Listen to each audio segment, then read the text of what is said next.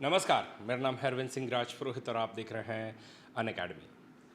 दोस्तों, यूपीएससी को कंप्लीट हो चुके हैं 100 इयर्स। इस पर बहुत ही बड़ा जश्न मनाया जा रहा है। ऑब्वियसली हम सब यूपीएससी के एस्पिरेंट्स हैं, हमें भी इसका सेलिब्रेशन करना होगा। देखना होगा यूपीएससी ने आज तक क्या अचीव किया है, क्या इसका स्ट्रक्चर है, क्या इसका फंक्शन है और इसको कहाँ कहाँ पर रिफॉर्म करने की आवश्यकता है। अगर इन सभी डिटेल्स को जानना है, वीडियो के अंत तक अवश्य बने रहिएगा। द हिंदू में भी अगर हम लोग देखें तो इस पर एक बहुत अच्छा आर्टिकल आया हुआ था कि the 100 year journey as the guardian of meritocracy. तो इस पर जो है वो मिस्टर अजय कुमार, जो कि खुद यूपीएससी के फ़िलहाल के चेयरमैन हैं, उन्होंने इसके अंदर में आर्टिकल लिखा हुआ था। तो ऑब्वियसली हमें इसको ज़रा ढंग से देखने की आवश्यकता है। यूपीएससी में भी इस पर सवाल जो है पूछा जा सकता है। और मैं आप सबको बता दूं कि यूपीएससी जो है उसके नो डाउट ये सब फ़ायदे हैं, हम लोग इसके सारे कॉम्पोजिशन वगैरह हम लोग सीख करके लेंगे। लेकिन आप सबको बता दूं कि हम लोग जो है वो यूपीएससी के इस 100 ईयर सेलिब्रेशन को, ठीक है, 100 ईयर सेलिब्रेशन को हम लोग एक अलग तरीके से सेलिब्रेट कर रहे हैं। 3 दिन का 1 अक्टूबर, 2 अक्टूबर, 3 अक्टूबर का आपका फ्री डे का ट्रायल होगा। आप लोग जो है वो सभी जितने भी टॉप एजुकेटर्स हैं इंक्लूडिंग मी, हम सभी के वीडियोस जो है वो आप लोग देख पाओगे। तो बने रहिएगा हमारे साथ में। और अगेन आप सबको बता दूं, आपको फर्स्ट, सेकेंड एंड थर्ड को ही ये वाला ऑफ़र अवेलेबल होगा। तो चलिए एक एक करके एक एक मुद्दा देखते हैं। सबसे पहले हम लोग देखते हैं कि यूपीएससी जो है उसका कॉन्स्टिट्यूशनल मैंडेट क्या है, ये बॉडी क्या करती है, इसके क्या जो है वो फीचर्स हैं और ख़ास करके इसके क्या मायने जो है वो रखते हैं। तो अगर प्रीलिम्स के पॉइंट ऑफ व्यू से और मेंस के पॉइंट ऑफ व्यू से देखें तो ऑब्वियसली हमें पता होना चाहिए कि भाई इसका कॉन्स्टिट्यूशनल मैंडेट क्या है, यानी कि इसका जो संविधानिक काम है वो क्या है।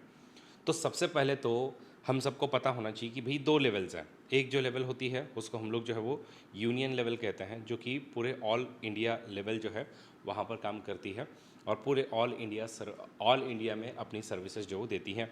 तो यूपीएससी जो है वो एपेक्स बॉडी है जो क्या कंडक्ट करती है, जो कंडक्ट करती है 2 मेन एग्ज़ाम्स, एक ऑल इंडिया सर्विसेज और दूसरी है central services. All India services क्या होती हैं? ऑल इंडिया सर्विसेज का सिंपल अगर हम लोग मतलब देखें तो ऑल इंडिया सर्विसेज का जो मतलब बन करके आता है वो है हमारी 3 सर्विसेज, आईएएस, आईपीएस और आईएफओएस, यानी कि इंडियन फॉरेस्ट सर्विसेज। इसी के साथ साथ बाकी जो सर्विसेज हैं उनको हम लोग सेंट्रल सर्विसेज कहते हैं। तो यूपीएससी का सबसे पहला काम है कि इन सभी एग्ज़ाम्स को ढंग से कंडक्ट करवाना और इनके अंदर में मेरिट जो है उसको प्रोटेक्ट करना और मेरिटोक्रेसी की रक्षा कर लोगों को ला करके देना। संविधान में आर्टिकल कहाँ से कहाँ तक है?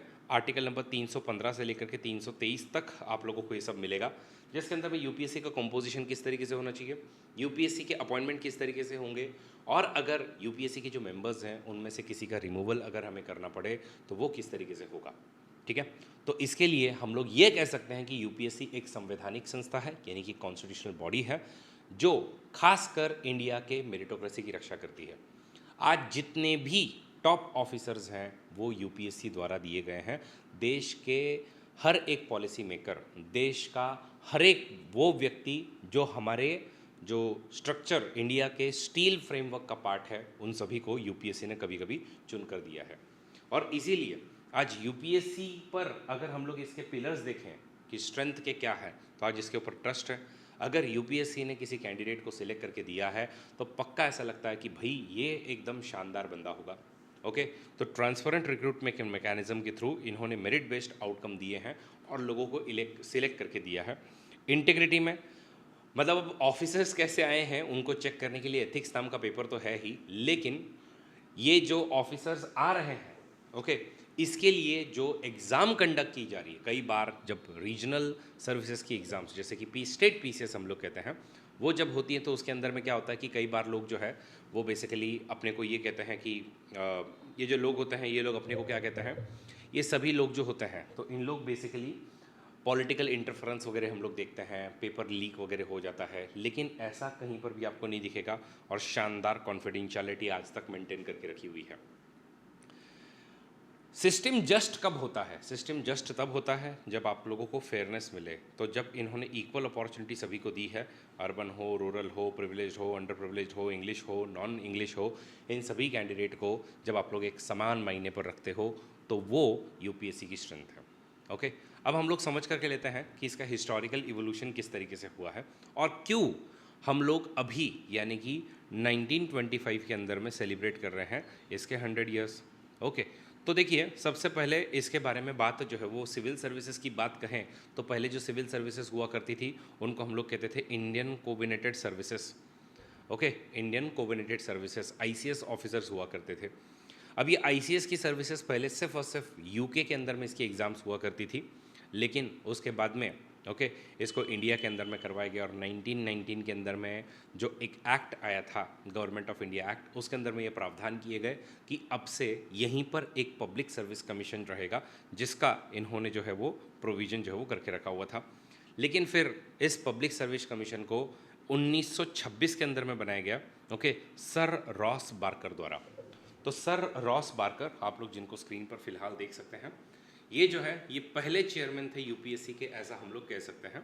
ओके, तो यूपीएससी का नाम जो है वो चेंज होते रहा है लेकिन इनको हम लोग पहले चेयरमैन यूपीएससी के कह सकते हैं। बाकी फिर आगे जो है वो ली कमीशन बनता है। फिर इसके आगे जो 1935 के अंदर में एक फेडरल पब्लिक सर्विस कमीशन बनता है जो स्टेट और जितने भी प्रोविंसेस थे उन सब से ये मेंबर्स को लेते थे। ठीक है, बाकी 1950 के अंदर में इसी को एक संवैधानिक दर्जा दिया गया आर्टिकल नंबर 315 के अंदर में। और आज इन्होंने पहले सिर्फ सिविल सर्विसेज के एग्ज़ाम्स ये लेते थे, लेकिन आज civil engineering, medical, forest, statistical services, okay इतना ही नहीं एनडीए की एग्ज़ाम्स वगैरह ऐसी मल्टीपल एग्ज़ाम्स आज यूपीएससी कंडक्ट करती है। ओके, अब एक थोड़ा सा हम लोग इसका कंपोजिशन देख लेते हैं कि इसका कंपोजिशन कैसा है। ओके, बहुत बार ये कंपोजिशन अपने काम भी आता है। तो स्ट्रक्चर की बात करें तो इसके अंदर में एक चेयरमैन होंगे और बाकी जो मेंबर्स होंगे वो मेंबर्स होंगे। इनको जब अपॉइंट करने की बारी आती है तो प्रेसिडेंट अपॉइंट करते हैं। प्रेसिडेंट अपनी इच्छा से अपॉइंट कर सकते हैं क्या? नहीं, प्रेसिडेंट जो है वो काउंसिल ऑफ मिनिस्टर के रिकमेंडेशन पर इनको अपॉइंट करते हैं। 9 से 11 मेंबर्स जो है इसके अंदर में होते हैं।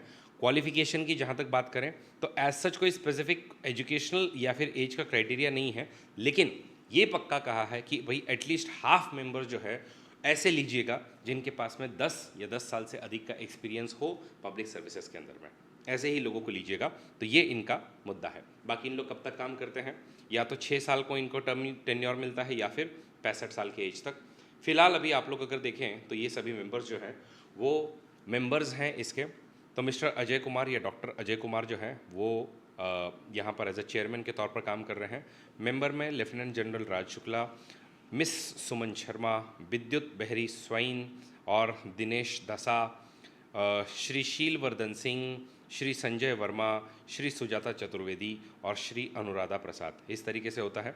मैंने इंटरव्यूज़ दिए हैं इसलिए मुझे पता है। इनमें से एक व्यक्ति का आपको इंटरव्यू देते समय में पैनल भी होगा और उनके सामने बाकी मेंबर्स भी आप लोगों का इंटरव्यू लेंगे। ओके, तो ये कॉम्पोजिशन है। कॉम्पोजिशन के बाद में अगर मान लीजिए इनमें से किसी व्यक्ति को हमको निकालना हो तो उसके क्या प्रावधान है? इसके प्रावधान जो है वो प्रेसिडेंट निकाल सकता है सिर्फ 3 कंडीशंस में कि एक वो इंसॉल्वेंट हो जाए कि भाई बैंकरप्ट हो जाए, दूसरा है कि अगर वो पेड एम्प्लॉयमेंट के अंदर में अपने ऑफिस ड्यूटीज़ के बाहर में कहीं पे काम कर रहा है तो, या फिर इनका माइंड और बॉडी जो वो ठीक नहीं है।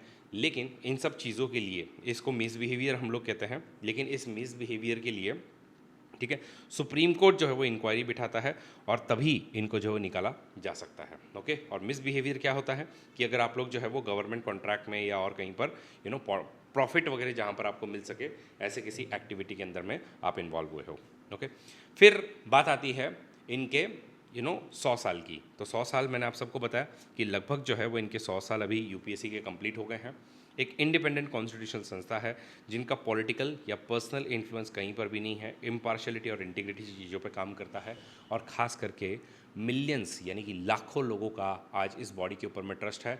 लोग बीपीएससी, एमपीएससी, एमपीपीएससी, आरपीएससी में भी इन सब पे ट्रस्ट ना करें, लेकिन उन लोग यूपीएससी पे हमेशा ट्रस्ट करते हैं कि ये एग्ज़ाम लेगा, समय पे लेगा और एग्ज़ाम को समय पर ख़त्म भी करेगा। तो इनका काम ही है, यूपीएससी का काम क्या है भाई? मेरिट की रक्षा करना। इसका मतलब है एग्जामिनेशन तो इन लोग लेंगे ही। ऑल इंडिया सर्विसेज हो गए, सेंट्रल सर्विसेज हो गए, यूनियन टेरिटरीज के सर्विसेज हो गए। इसी के अलावा अगर मान लीजिए कोई स्टेट्स हैं और उधर में अगर जॉइंट पब्लिक सर्विस कमीशन बनाया गया है, वहाँ पर इन लोग हेल्प करते हैं। ओके, इसी के अलावा रिक्रूटमेंट मेथड में फिर सूटेबिलिटी ऑफ कैंडिडेट और इन सब चीज़ों के अंदर में पर्सनल मैनेजमेंट के अंदर में यूपीएससी अगेन बड़ा रोल जो है प्ले करती है। इतना ही नहीं, जब एक ऑफिसर सिलेक्ट हो जाए, सिलेक्ट होने के बाद भी यूपीएससी का रोल होता है खास करके डिसिप्लिनरी मैटर्स के अंदर में, कि अगर कोई डिपार्टमेंटल इंक्वायरी चल रही है, डिसिप्लिनरी मैटर चल रहा है, तो उसके अंदर में किसी की इंक्रीमेंट रोक दी गई, किसी का कुछ प्रमोशन रुक गया है, डिमोशन हुआ है, इन सब चीज़ों के अंदर में इनको कंपलसरी इनफैक्ट कंसल्ट किया जाता है। ओके, या फिर इवन सर्विस मैटर के अंदर में टेम्प्ररी कोई अपॉइंटमेंट करना है या और कुछ है, इन सब चीज़ों के अंदर में भी यूपीएससी आती है और काम करती है। और हम सभी को पता है कि हर साल एकदम मतलब बाकी सभी एग्ज़ाम्स का शेड्यूल ऊपर नीचे होता है, लेकिन इवन कोविड तक में यूपीएससी ने अपना काम किया है। फिर इसी के अंदर में खास करके अजय मिश्रा जी जो हैं वो लिखते हैं इसके अंदर में कि भाई अजय, आई थिंक मिश्रा वर्मा, तो इसके अंदर में जो अजय कुमार जो हैं वो लिखते हैं कि हम लोग जो है, मतलब इनका कहना है कि यूपीएससी ने डाइवर्सिटी और सोशल मोबिलिटी दोनों दिया है।